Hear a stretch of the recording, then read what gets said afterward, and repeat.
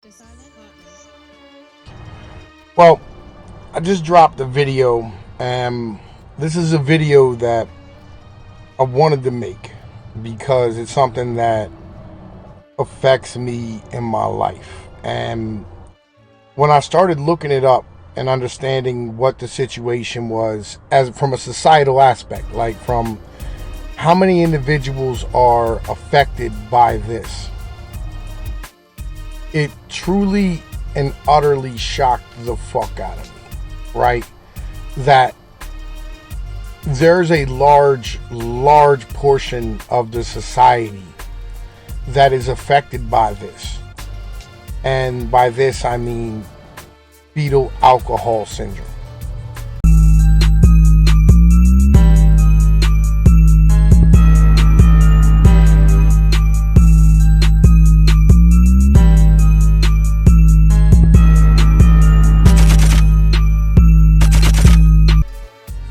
Now, fetal alcohol syndrome is fetal alcohol spectrum disorder, or whatever, are a group of conditions that can occur in persons whose mother drank during their pregnancy.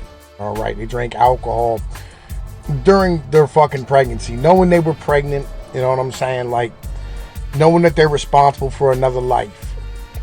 Instead of putting that life ahead of theirs, they stood there and decided that getting drunk and feeling good was more important than standing here taking care of their child, right? These effects can include physical problems and problems of behavior and learning. Often a person with FASD has a mix of these problems, right? Now, cause and preventions. See, the thing is, right, these are completely preventable, right?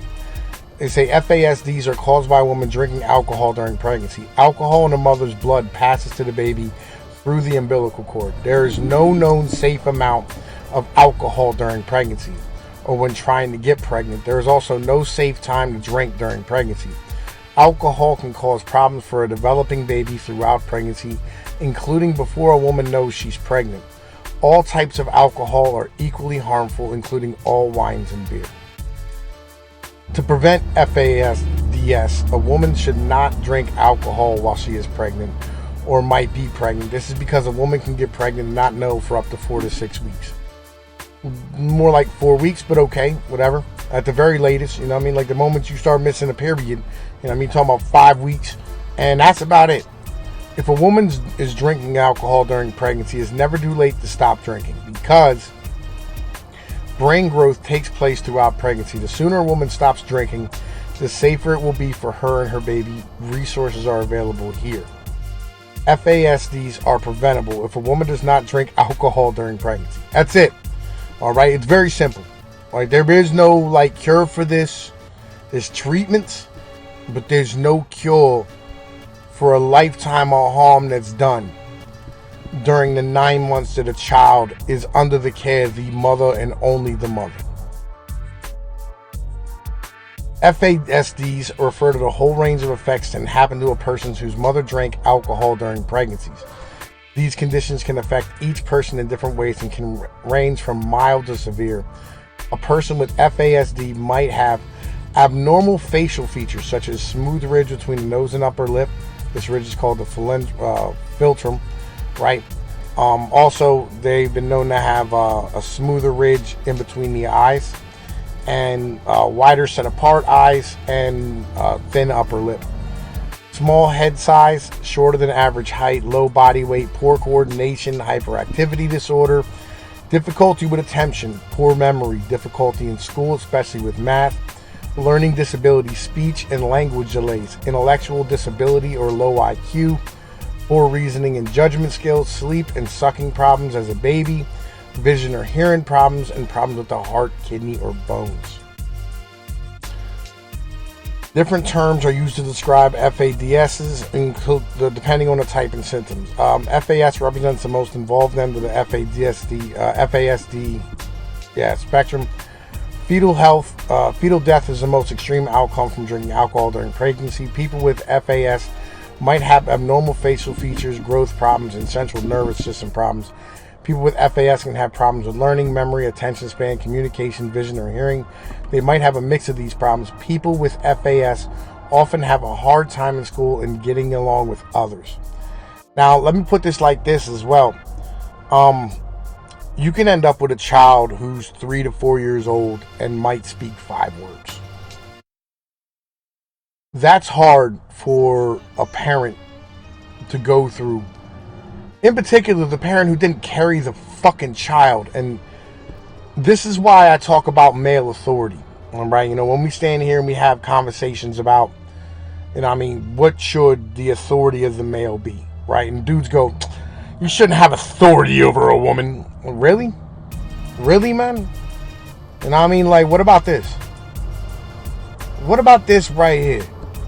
What about when your woman's responsible for not just her, but your offspring, and she's damaging it? I'm going to tell you like this. With my oldest son, his mom, she went and laid in traffic at 7 months pregnant, trying to commit suicide. You're telling me I shouldn't act with authority there and drag a dumbass out of the fucking street? You telling me I shouldn't stop her from fucking trying to cut her wrists because she's fucking retarded? See, this is the problem. And they go, oh man, you should choose better women, man. And the children's still there, nigga. And this is the fucking problem, man. Y'all need to understand that the world is not a clean-cut version of itself. You know what I'm saying? The world isn't quite the nice place where you believe. And I'm about to show you that here in a motherfucking minute. So, neurological disorder associated with prenatal alcohol disorder. And by the way, right, let me put it like this too. A lot of these autism cases that they're bringing up, they're diagnosing it as autism rather than diagnosing it as fetal alcohol syndrome, because they don't really have any evidence that it's fetal alcohol syndrome or autism, legitimately. You know what I mean? Unless they have the most classic of markers. Unless the mom admits that she fucking drank the whole time. You know what I mean? The kid's just gonna get labeled as autistic. So, the 1 to 5% of children who are affected by this fucking disease, just to begin with, which is completely preventable, and legitimately is the fault of a female, which is hard for y'all to hear. I know you cucks. I know you anti-hero. I know. It's hard for y'all to hear that. You're hard for y'all to blame a woman for anything. You know what I'm saying? You always want to give her praise when she's, oh man, my girl, she did it. She has a house and a car and a job. And when females fuck up, y'all have a hard time going, oh man, some females, but not all of them, man, but making excuses. You know what I'm saying? Making excuses. Instead of going, yeah, man. This is something that needs to be corrected. You know what I'm saying? It shows the classic motherfucking bullshit blind spot that these trad cucks have. Legitimately. So, behavior problems such as tantrums, mood issues, for example, irritability and difficulty shifting attention from one task to another, and trouble with day-to-day living, which can include problems with bathing, dressing for the weather, and playing with other children. In addition to being diagnosed with NDPAE, the mother of a child must have consumed more than the minimal levels of alcohol before the child's birth, which APA defines as more than 13 alcoholic beverages per month of pregnancy. That is in any 30-day period of pregnancy, or more than 2 alcoholic drinks in one sitting. Right? The term FASDS is not meant for use as a clinical diagnosis. CDC worked with a group of experts and organizations to review the research and develop guidelines for diagnosing FAS. The guidelines were developed for FAS only. CDC and its partners are working to put together diagnostic criteria for FASDS, such as ARND. Clinical and research on these conditions is going on now. Diagnosing FAS can be hard because there's no medical test like a blood test for it, and other disorders such as ADHD and Williams disorders have some symptoms like FAS. To diagnose FAS, doctors looked at abnormal facial features, i.e. the smooth ridge between the nose and upper lip, lower than average weight or height or both, central nervous problems, small head size, problem with attention, hyperactivity, poor coordination, and prenatal alcohol exposure, although confirmation is not required to make a diagnosis. FASDS lasts a lifetime. There's no cure for fetal alcohol syndrome, but research shows that early intervention and treatment services can improve a child's development. There are many types of options, including medication to help with some symptoms, behavior and educational therapy, parental training, and other alternative approaches. No one treatment is right for every child. Good treatment plans will include those monitoring, follow-ups, and changes needed going along the way. Also, protective factors can help reduce the effects of fetal alcohol syndrome and help people with these conditions reach their full potential. Protective factors include diagnosis before 6 years old, loving, nurturing, and stable home environment during the school years, absence of violence, involvement in special education, and social services. It's kind of crazy, ain't it? You know what I'm saying? Legitimately.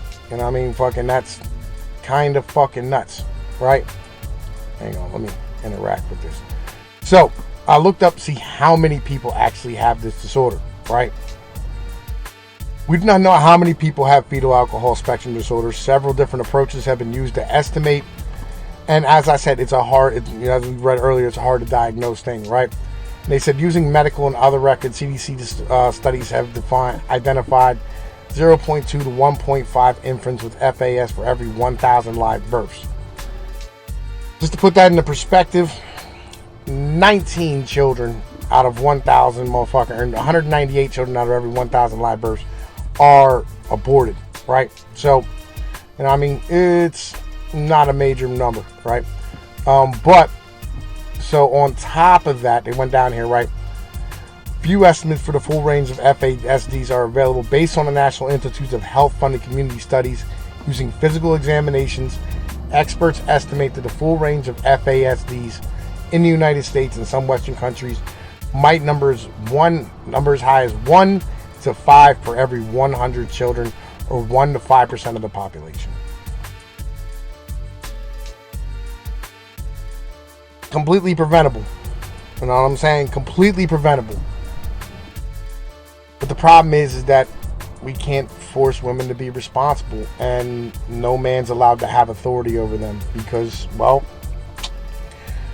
let's be honest, the reality is that trad cucks don't trust other men. You know what I mean? That's the reality. That's what this really is about. You know what I mean? This is about the fact that you've destroyed the father and the husband in the household. That's the real of the situation. Whether you like it or not. Whether any of you motherfuckers, you know what I mean, want to stand here and, you know, actually have a real conversation about shit. Because we can't even measure this. You know what I mean? It's fucking awful. And we can't fix it. There is no fixing this. Go, oh, let's educate women. We've been doing that for years. Yo, they're fucking applauding killing infants. Do you think we're gonna get them to give a fuck about the ones they keep? It is what it is, man. They probably just want to abort these motherfuckers too. Probably after they're fucking born. And once they notice that they actually did fuck them up. Unless Tom P's and Pinoy News. You know the situation. Peace.